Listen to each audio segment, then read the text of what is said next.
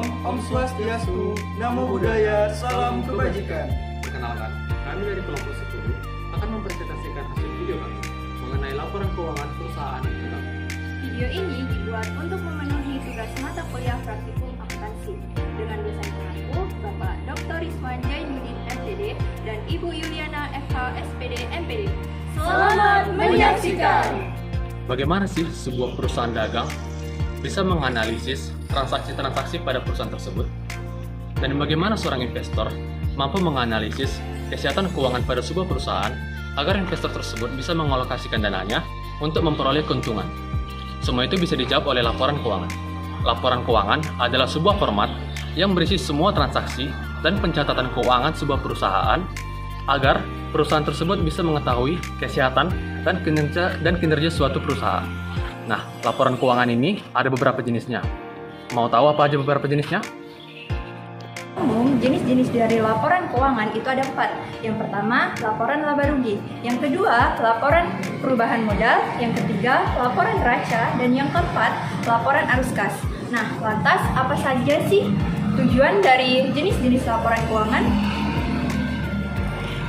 Nah, selanjutnya ialah tujuan dari jenis-jenis laporan keuangan, yang dimana ialah untuk mengetahui berapa banyak laba atau rugi yang didapat oleh perusahaan dalam satu periodenya. Jurnal penutup. Jurnal penutup adalah jurnal yang dilakukan setiap akhir periode akuntansi. Nah, tujuan jurnal penutup ini adalah memisahkan atau meng-cut off antar periode akuntansi tersebut. Nah, selanjutnya itu adalah buku besar setelah penutupan. Jadi dalam buku besar setelah penutupan ini digunakan untuk memposting akun-akun yang ada di jurnal penutup, lalu dipindahkan ke buku besar. Akuntansi terdapat beberapa jurnal yang sifatnya wajib dan sifatnya opsional. Salah satu jurnal yang sifatnya opsional adalah jurnal pembalik. Apa sih yang dimaksud dengan jurnal pembalik? Jadi, jurnal pembalik merupakan jurnal yang dibuat untuk melakukan penyesuaian kembali atas beberapa jurnal penyesuaian yang telah dibuat pada akhir tahun atau periode akuntansi sebelumnya. Nah, jurnal pembalik adalah tahapan terakhir dari laporan keuangan. Untuk mengetahui cara membuat laporan keuangan yang baik, simak video presentasi kami berikut ini. Oke guys, welcome back to our masterclass. Jadi, di sini saya sudah mengumpulkan 2 pendapat para ahli mengenai laporan keuangan. Yang pertama menurut pengawit tahun 1995. Laporan keuangan merupakan laporan yang terdiri dari neraca dan perhitungan laba rugi serta perubahan modal dari suatu perusahaan pada tanggal tertentu. Sedangkan perhitungan laporan laba rugi memperlihatkan hasil-hasil yang telah dicapai oleh perusahaan serta biaya yang terjadi selama tertentu. Dan laporan perubahan modal menunjukkan sumber dan penggunaan yang menyebabkan perubahan modal perusahaan. Nah, pengertian dari Munawir ini ditujukan lagi oleh menurut Hanafi, yang dimana tujuan dari pendapat Munawir adalah yang dimaksud dengan laporan keuangan adalah informasi yang dapat dipakai untuk pengambilan keputusan mulai dari investor atau calon investor sampai dengan manajemen perusahaan itu sendiri. Nah, artinya apa? Semua tujuan-tujuan ini mulai dari laporan keuangan, laporan laba rugi, serta laporan perubahan modal yang ditujukan oleh laporan keuangan digunakan untuk pengambilan keputusan mulai dari investor atau calon investor sampai dengan manajemen perusahaan itu sendiri. Next. Sehingga dapat saya tarik kesimpulan bahwa laporan keuangan adalah sebuah format, sekali lagi format catatan informasi keuangan suatu perusahaan dalam suatu periode akuntansi tertentu yang dapat digunakan untuk menggambarkan situasi kinerja usaha atau perusahaan tersebut. Di dalamnya berisi pencatatan transaksi, baik itu transaksi pembelian, penjualan maupun transaksi bisnis lainnya yang bernilai ekonomi dan moneter. Laporan bisnis perusahaan ini biasanya akan dibuat dalam periode tertentu saja. Apakah dibuat setiap bulan sekali, setiap tahun sekali, atau setiap periode tertentu tergantung dari kebijakan perusahaan. Biasanya perusahaan membuatnya ketika periode akuntansi perusahaan mereka memasuki akhir periode. Nah, dari mana diperoleh dari laporan-laporan keuangan ini? Semua laporan keuangan yang berisi dari laba rugi, laporan perubahan modal, dan laporan neraca diperoleh dari pencatatan akuntansi. Pencatatan akuntansinya dapat kita lihat dari contoh berikut ini. Nah, di sini kami sudah merangkum contoh dari laporan, maksud kami kertas kerja dari sebuah usaha dagang kembang semangkok yang kami buat sendiri. Di mana pada kertas kerja ini kita bisa melihat ada neraca saldo amount yang terdiri dari debit dan kredit para akun-akun ini yang diperoleh dari transaksi-transaksi penjualan perusahaan tersebut. Lalu ada turunan penyesuaian untuk menyempurnakan atau menyesuaikan neraca saldo yang terjadi. Nah, di tiga terakhir ada neraca saldo setelah penyesuaian, laba rugi, dan neraca. Dari sinilah, dari tiga yang terakhir ini nanti diperoleh laporan keuangan yang berisi neraca, laporan laba rugi, laporan perubahan modal, dan laporan neraca akhir. Baik, mungkin sekian yang bisa saya sampaikan. Selanjutnya kita akan membahas mengenai jenis-jenis laporan keuangan. Nah, selanjutnya itu mengenai jenis-jenis dari laporan keuangan. Laporan keuangan yang pertama itu ada laporan laba atau rugi. Merupakan laporan yang memperlihatkan laba atau rugi di perusahaan. Laporan laba atau rugi ini biasanya dimanfaatkan oleh perusahaan untuk menilai prestasi perusahaannya. Adapun rumus laporan laba atau rugi yaitu sebagai berikut. Yang pertama, untuk mencari penjualan bersih itu dicari penjualan dikurang retur penjualan dikurang potongan penjualan. Untuk mencari laba kotor yaitu penjualan bersih dikurang dengan HPP.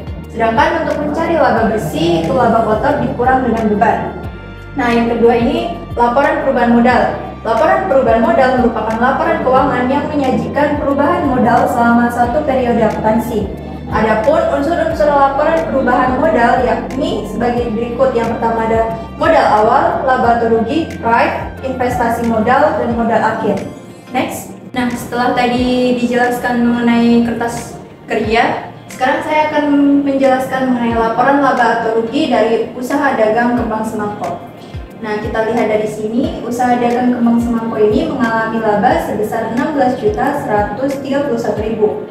Untuk mendapatkan laba 16.130.000 ini, yang pertama kita mencari penjualan bersih. Penjualan bersih ini didapatkan dari penjualan sebesar 40.500 dikurang dengan retur penjualan sebesar 800 dikurang potongan penjualan sebesar 494.000, maka didapatkanlah penjualan bersih sebesar 39.206.000. Diketahui persediaan barang dagang awal itu sebesar 4 juta. Nah, di sini kita akan mencari pembelian bersihnya. Pembelian bersih itu pembelian sebesar 70 juta ditambah dengan beban angkut pembelian sebesar 1 juta, maka didapatkan hasil 71 juta. Lalu dikurang dengan retur pembelian sebesar 1.500.000 dikurang dengan potongan pembelian 2.475.000, maka didapatlah hasil dari pembelian bersih sebesar 67.025.000. Persediaan barang dagang awal tadi yang sudah diketahui itu sebesar 4 juta, ditambahkan dengan pembelian bersih yang sudah kita cari tadi sebesar 67.025.000.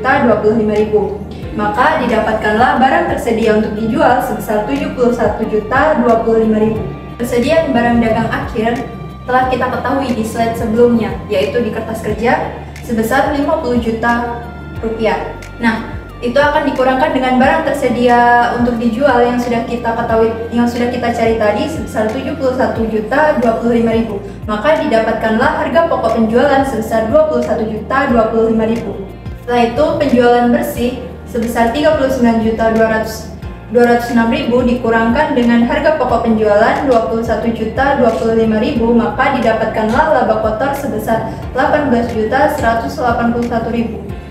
Setelah kita mengetahui laba kotor tadi, selanjutnya terdapat pendapatan lain yaitu pendapatan bunga sebesar 250 dan terdapat juga beban-beban yaitu beban gaji 2 juta, beban perlengkapan 200.000 dan beban administrasi bank 100.000. Itu laba kotor sebesar 18.181.000 ditambah dengan pendapatan bunga sebesar 250.000 dikurang dengan beban-beban sebesar 2.300.000, maka didapatlah laba bersih sebesar 16.130.000. Itulah merupakan laporan laba rugi dari usaha dagang kembang semangko periode Januari 2024. Nah, setelah tadi sudah mengetahui mengenai laporan laba atau rugi, sekarang selanjutnya kita akan mencari laporan perubahan modal dari usaha dagang kembang semangko.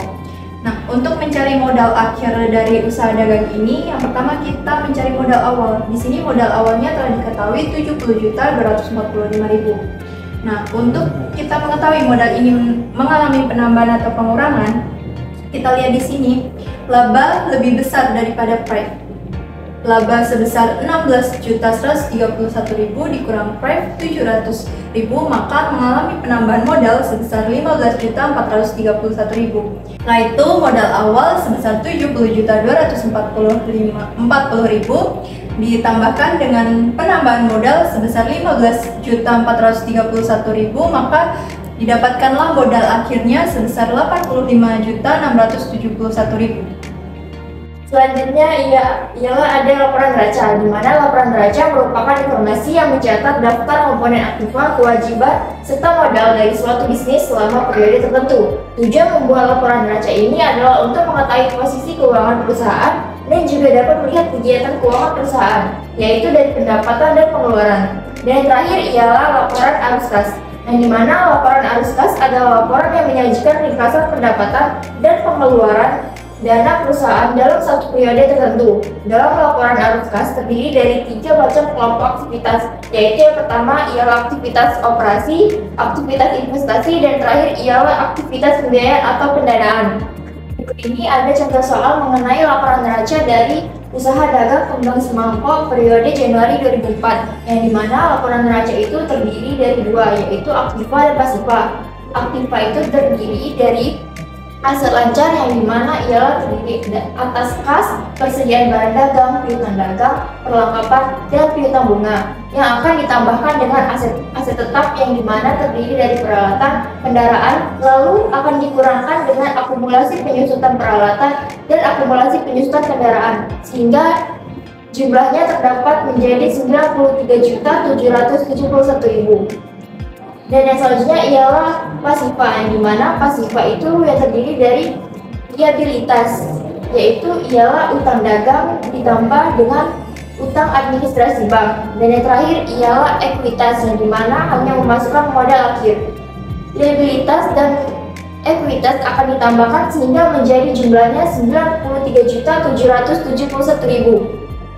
Baiklah, selanjutnya ialah laporan arus kas dari usaha dagang kembang semangkok periode Januari 2024, yang dimana ialah yang pertama ada arus kas dari aktivitas operasi. Diperoleh penambahan kas sebesar 1 juta dari retur pembelian tunai oleh CV Gresi. Diperoleh penambahan kas lagi sebesar 15 juta dari penjualan tunai oleh UD Muria. Selanjutnya diperoleh penambahan kas sebesar Rp24.206.000 dari pelunasan piutang penjualan oleh UD Semar. Dan yang terakhir ialah diperoleh penambahan kas sebesar Rp2 juta dari pelunasan piutang penjualan oleh UD Sejahtera. Selanjutnya ialah aktivitas operasi dari jurnal pengeluaran kas, yang dimana terjadi pengurangan kas sebesar Rp21 juta dari pembelian dan beban angkut pembelian kepada CV Gresi. Selanjutnya terjadi pengurangan kas sebesar Rp47.025 dari pelunasan utang dagang kepada CV 4 Roda. Selanjutnya terjadi pengurangan kas sebesar Rp2 juta dari pelunasan utang dagang kepada CV Adikarya. Dan selanjutnya ada pengurangan sebesar Rp500 dari retur penjualan tunai kepada UD Muria. Dan yang terakhir ialah terjadi pengurangan sebesar Rp2 juta diakibatkan untuk membayar beban gaji karyawan, sehingga diakumulasikan arus kas dari aktivitas operasi didapat minus sebesar Rp300.319.000. Selanjutnya ialah arus kas dari aktivitas investasi, yaitu tidak ada. Dan yang terakhir ialah arus kas dari aktivitas pendanaan, yang didapatkan saldo kas awal sebesar Rp50 juta yang akan dikurangkan dengan prime sebesar Rp200.000. Sehingga arus kas dari aktivitas pendanaan itu diperoleh sebesar Rp49.800.000 yang akan dikurangkan dengan dari arus kas aktivitas operasi sebesar Rp30.319.000 ya, dan diperoleh hasil akhirnya yaitu Rp19.481.000. Selanjutnya yaitu jurnal penutup. Apa sih jurnal penutup itu? Jadi, jurnal penutup atau close entries adalah jurnal yang dibuat atau yang disusun pada setiap akhir periode akuntansi. Adapun tujuan dari pembuatan jurnal penutup ini adalah yang pertama, untuk memisahkan atau meng-cut off antar periode akuntansi. Yang kedua, untuk menilai kinerja perusahaan. Yang ketiga, untuk mengetahui aset-aset yang dimiliki oleh perusahaan. Dan yang terakhir yaitu untuk mengetahui kemampuan perusahaan dalam memenuhi kewajibannya. Ada pula langkah-langkah dalam menyusun jurnal penutup. Yang pertama yaitu menutup akun pendapatan. Dalam perusahaan dagang, pendapatan perusahaan diperoleh dari penjualan. Nah, kemudian yang kedua menutup akun beban, di mana beban-beban dalam satu periode akuntansi itu ditutup dengan akun ikhtisar laba rugi. Dan yang ketiga menutup laba atau rugi, bertandingan dengan akun modal. Kemudian yang terakhir yaitu menutup prive dengan tandingan akun yaitu modal. Selanjutnya contoh jurnal penutup dari usaha dagang Kembang Semangkok periode Januari 2024. Nah, seperti yang sudah saya sebutkan tadi, langkah pertama membuat jurnal penutup yaitu menutup semua akun pendapatan. Nah, di sini sudah ada akun pendapatan dalam usaha dagang Kembang Semangkok ini, yaitu penjualan. Nah, penjualan ini merupakan pendapatan yang diperoleh perusahaan dengan cara menjual barang dagangannya. Nah, kemudian di sini ada retur pembelian. Nah, retur pembelian ini merupakan pendapatan juga. Kemudian ada potongan pembelian dan pendapatan bunga. Nah, untuk menutup semua akun pendapatan ini bertandingan dengan akun ikhtisar laba rugi di sebelah kredit. Selanjutnya untuk menutup akun beban-beban. Di sini sudah saya tautkan contoh di mana untuk menutup beban yaitu dengan tandingan akun ikhtisar laba rugi di sebelah debit. Nah, di sini ikhtisar laba ruginya itu hasil dari penjumlahan semua beban-beban yang ada, seperti beban retur penjualan, pembelian, beban angkut pembelian, beban gaji, beban perlengkapan, dan beban administrasi bank. Kemudian dari nominal akun-akun beban ini akan dijumlahkan dan mendapatkan sebesar 74.594 yang berada di sebelah debit dengan akun ikhtisar laba rugi. Yang ketiga yaitu menutup laba atau rugi suatu perusahaan. Dalam contoh, perusahaan usaha dagang Kembang Semangkok ini mendapatkan laba. Nah, jika perusahaan mendapatkan laba, maka jurnalnya yaitu ikhtisar laba rugi di sebelah debit dan modalnya di sebelah kredit. Namun apabila perusahaan dagang ini mengalami kerugian, akun modalnya itu di sebelah debit dan ikhtisar laba ruginya itu di sebelah kredit. Nah, yang keempat dan yang terakhir ini adalah menutup akun prive dengan tandingan akun modal. Nah, untuk menutup prive ini dibutuhkan akun modal di sebelah debit dan akun prive-nya itu di sebelah kredit. Demikian jurnal penutup dari usaha dagang Kembang Semangkok periode Januari 2024. Nah, selanjutnya itu adalah buku besar setelah penutupan, di mana buku besar setelah penutup itu merupakan tahapan yang dilakukan setelah membuat jurnal penutup, di mana akun-akun yang berada di jurnal penutup itu kita posting ke buku besar untuk disesuaikan atau dienolkan saldonya. Nah, tujuan dari buku besar setelah penutupan itu adalah untuk menutup semua akun yang berada pada perkiraan sementara sehingga saldonya itu menjadi 0. Untuk akun-akun yang terlibat di dalam jurnal buku besar setelah penutupan itu, yang pertama ada akun penjualan, beban-beban, ikhtisar laba rugi, akun prive, harga pokok penjualan, dan juga akun pembelian. Nah, ini adalah contoh dari buku besar setelah penutupan. Seperti yang sudah dijelaskan sebelumnya, jika dalam buku besar setelah penutupan itu terdapat akun-akun yang perlu disesuaikan seperti akun penjualan, pembelian, akun beban-beban, prive, dan juga ikhtisar laba rugi. Nah, untuk akun kas, persediaan barang dagang, piutang dagang, dan seterusnya itu kita tidak perlu melakukan penyesuaian karena tidak terdapat dalam akun-akun buku besar setelah penutupan. Sehingga untuk akun kas, persediaan barang dagang, piutang dagang, hingga akun modal itu kita masih menuliskan dalam buku besar itu menggunakan nominal pada jurnal-jurnal sebelumnya. Oke, selanjutnya itu adalah contoh dari akun-akun yang perlu disesuaikan dalam buku besar setelah penutupan. Nah, contohnya itu ada akun prive. Di sini akun Prime itu untuk saldonya sebesar 700.000 di posisi debit. Nah, 700.000 ini didapat dari jurnal umum dan juga jurnal kas keluar. Untuk melakukan penyesuaian, kita perlu memasukkan nominal sebesar 700.000 juga, namun dikredit, sehingga menghasilkan saldonya itu menjadi 0. Selanjutnya itu ada penjualan. Nah, di penjualan ini sama, akun saldonya dalam penjualan itu sebesar 40.500.000 di posisi kredit. Nah, 40.500.000 ini didapat dari jurnal umum, jurnal kas masuk, dan juga jurnal penjualan. Sehingga untuk melakukan penyesuaian, kita perlu memasukkan nominal sebesar 40.500.000 di posisi debit, yang menghasilkan saldo menjadi 0, sehingga akun dapat ditutup. Dan yang terakhir itu adalah retur penjualan. Nah, dalam retur penjualan ini saldonya itu sebesar 800.000 di posisi debit, didapat dari jurnal umum dan juga jurnal kas keluar. Sehingga kita perlu melakukan penyesuaian sebesar 800.000 di posisi kredit untuk menolkan saldo sehingga akun dapat ditutup. Mungkin itu saja contoh dari buku besar setelah penutupan dari usaha dagang Kembang Semangko. Baik, selanjutnya di sini adalah jurnal pembalik. Nah, jurnal pembalik adalah jurnal yang dibuat untuk melakukan penyesuaian kembali atas beberapa jurnal penyesuaian yang sudah dibuat pada akhir tahun atau pada periode akuntansi sebelumnya. Di mana sifat dari jurnal pembalik itu opsional, yang artinya kita boleh membuat dan kita juga boleh tidak membuat jurnal pembalik.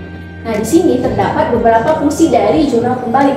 Fungsi yang pertama dari jurnal pembalik adalah untuk mempermudah pencatatan transaksi pada awal periode akuntansi yang baru, terutama yang berhubungan dengan ayat jurnal penyesuaian. Adapun fungsi yang kedua dari jurnal pembalik yaitu untuk menyederhanakan penyusunan jurnal pada periode akuntansi berikutnya. Jika perusahaan membuat ayat jurnal penyesuaian dalam jumlah yang banyak, maka jurnal pembalik akan memudahkan pencatatan transaksi tersebut. Kemudian fungsi yang ketiga dari jurnal pembalik adalah untuk meminimalkan kesalahan atau kekeliruan yang mungkin bisa terjadi dalam pencatatan akuntansi.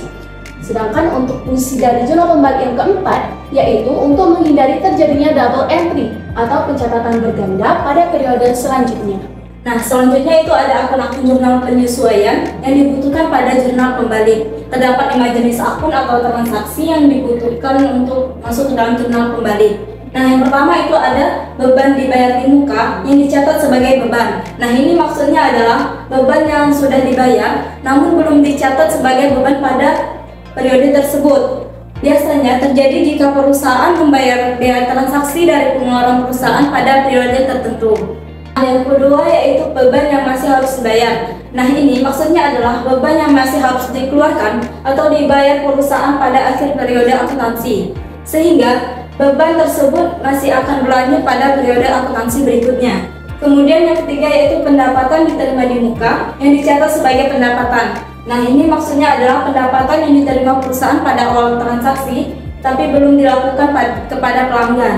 Yang terakhir itu ada pendapatan yang masih harus diterima. Maksudnya di sini adalah pendapatan yang sudah terjadi namun karena beberapa alasan belum diakui sebagai pendapatan.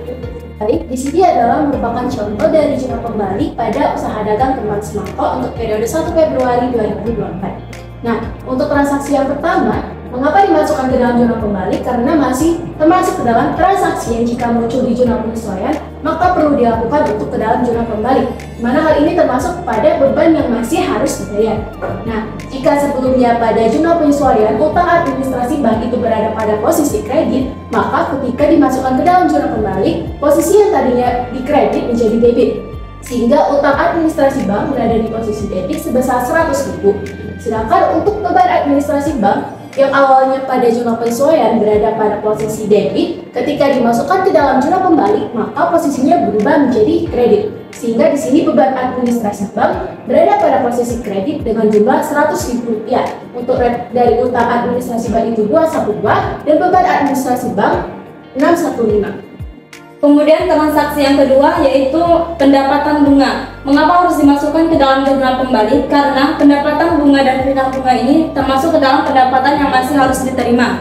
Nah, pendapatan bunga pada jurnal penyesuaian berada pada posisi kredit, Sehingga kalau dimasukkan ke dalam jurnal pembalik, itu pendapatan bunga berada di posisi debit dengan jumlah 250.000. Begitupun pada piutang bunga. Pada jurnal penyelesaian, piutang bunga berada pada posisi debit, sehingga akan dimasukkan ke jurnal pembalik, piutang bunga berada di posisi kredit sebesar 250. Jadi, di posisi kredit itu utang administrasi bank 100.000 ditambah pendapatan bunga 250.000, totalnya 350.000. Kemudian untuk di posisi kredit, beban administrasi bank itu sebesar 100.000 dan piutang bunga itu 250.000, jadi 350.000. Sekian video presentasi dari kelompok kami. Semoga bermanfaat bagi teman-teman semua dan kami berharap mendapatkan nilai maksimal. Kami ucapkan terima kasih. Wassalamualaikum warahmatullahi wabarakatuh. Bye.